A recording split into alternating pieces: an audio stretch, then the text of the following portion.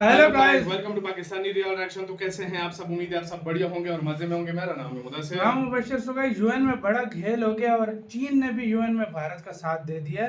ये बहुत बड़ी बात है, खबरें निकल के आ रही हैं। पहले देखते हैं यूएन में क्या हुआ है। भारत को बहुत बड़ा सपोर्ट मिल गया, यहाँ तक कि चीन का भी।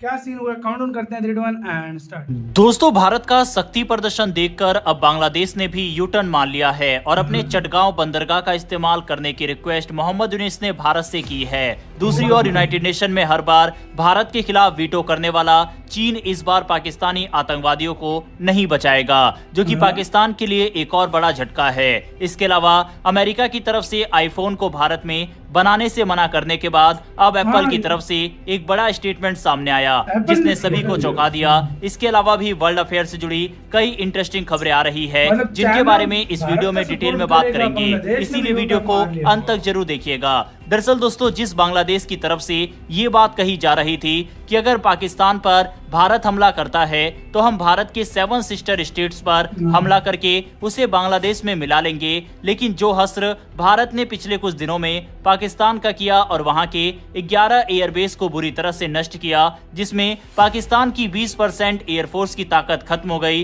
इसके बाद भी भारत द्वारा तुर्की, चीन और अजरबैजान के खिलाफ एक के बाद एक बड़े एक्शन लिए जा रहे हैं। ये सब देखकर अब बांग्लादेश भी घुटनों पर आ गया है। स्क्रीन पर आप आर्टिकल देख सकते हैं। बांग्लादेश की अंतरिम सरकार के मुखिया मोहम्मद यूनिस की तरफ से भारत से ये गुहार लगाई गई है कि हमारे चटगांव बंदरगाह का इस्तेमाल आप कीजिए। ये वही मोहम्मद यूनिस है जो कि चीन के अंदर जाकर खुद को समंदर का रक्षक बता रहे थे, लेकिन अचानक से बांग्लादेश इतना कैसे बदल गया, चलिए इसको समझते हैं। दरअसल भारत ने एक तरफ पाकिस्तान को सबक सिखाया और दूसरी तरफ चिकन नेक एरिया के पास एक बड़ा युद्ध अभ्यास किया, जो बांग्लादेश को ये संदेश देने के लिए था कि हम तीनों फ्रंट पर एक साथ लड़ने के लिए तैयार है। इस युद्ध अभ्यास में भारतीय सेना ने अपने आधुनिक हथियारों का प्रदर्शन किया और सभी आधुनिक तकनीकों के साथ ये अभ्यास किया गया। इसके अलावा भारत की आक्रामक विदेश नीति भी देखी जा रही है। भारत उन सभी देशों के खिलाफ बड़े एक्शन ले रहा है जो भारत को नुकसान पहुंचाने की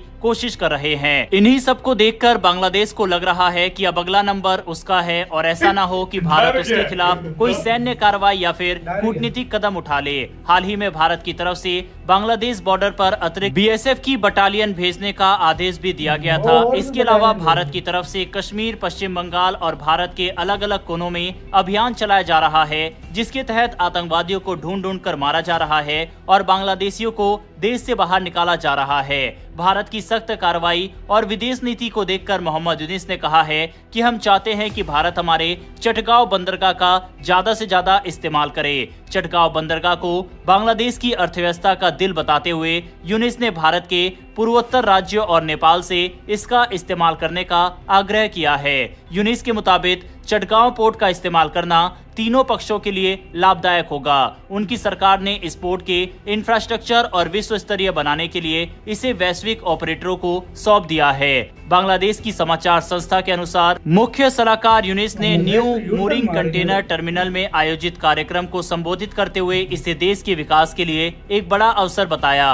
उन्होंने कहा, ये हमारे लिए एक बड़ा अवसर होगा। एक बार अंतरिम सरकार की योजनाएं सही से लागू हो जाए तो इससे देश की अर्थव्यवस्था में सुधार होगा और हजारों लोगों के लिए रोजगार के अवसर पैदा होंगे। इतना ही नहीं, उन्होंने चटगांव बंदरगाह को बांग्लादेश की अर्थव्यवस्था का दिल बताते हुए मुख्य सलाहकार ने कहा, यदि दिल कमजोर है तो कोई भी डॉक्टर इसे बेहतर ढंग से कार्य नहीं करवा सकता, इसीलिए हमें इसे विश्व स्तरीय बनाना होगा। इस दिल को हमारे पड़ोसियों से जोड़ा जाना चाहिए। मैंने नेपाल और भारत के 7 पूर्वोत्तर राज्यों यानी 7 सिस्टर का उल्लेख किया है। यदि वे इसमें शामिल होते हैं तो उन्हें भी लाभ होगा और हमें भी। साफ है कि भारत के शक्ति प्रदर्शन के बाद अब बांग्लादेश का रुख भी बदला बदला दिखाई दे रहा है। बहरहाल बांग्लादेश से आई इस खबर के ऊपर अपनी राय कमेंट बॉक्स में लिखकर जरूर बताइएगा। बढ़ते हमारी अगली खबर की तरफ। पाकिस्तान के रिटायर्ड एयर मार्शल की तरफ से अब ये बात कंफर्म की गई है कि भारत ने जो भुलारी एयरबेस पर हमला किया था उसमें इस एयरबेस को भारी नुकसान हुआ है। इसके अलावा साब का अवेक्स भी भारत के इस हमले में नष्ट हुआ है। आपको हमने पहले भी बताया था, इस एयरबेस में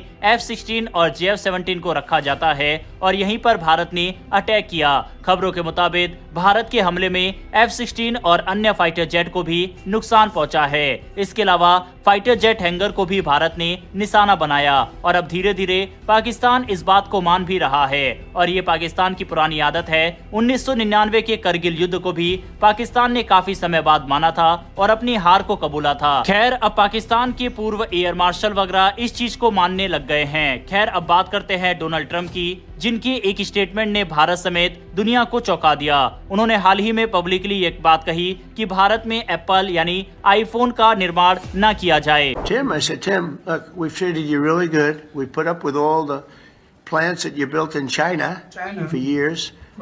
Now you got to build us. We're not interested in you building in India.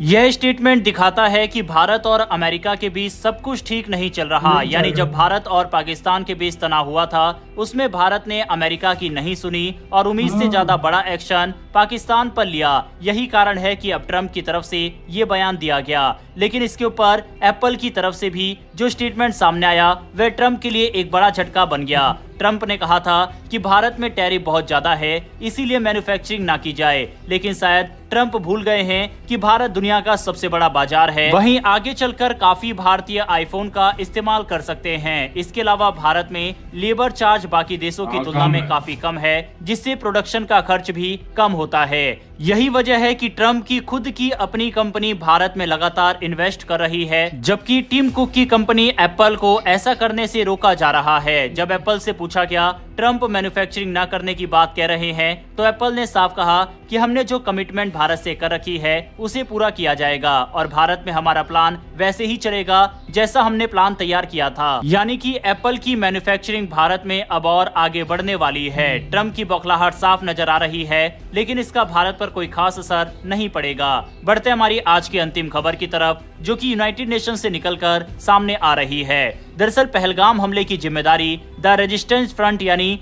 TRF ने ली थी, जो लश्कर तैयबा का ही एक नया चेहरा है। अब इस संगठन को यूनाइटेड नेशन में आतंकवादी संगठन घोषित करवाने के लिए भारत ने जोरदार अभियान शुरू कर दिया है। भारत ने यूएन को कई सारे सबूत सौंपे हैं और ये भी बताया है कि इस संगठन का हाथ सीधे इस हमले से जुड़ा है। भारत जल्द ही टीआरएफ को आतंकवादी संगठन घोषित करवाने में सफल हो सकता है। इसके बाद एक बार फिर पाकिस्तान यूनाइटेड नेशन और दुनिया के सामने एक्सपोज हो जाएगा। हैरान करने वाली बात यह है कि चीन, जो हमेशा पाकिस्तान के आतंकवादियों को यूनाइटेड नेशन में वीटो पावर से बचाता आया है, इस बार वीटो नहीं करेगा।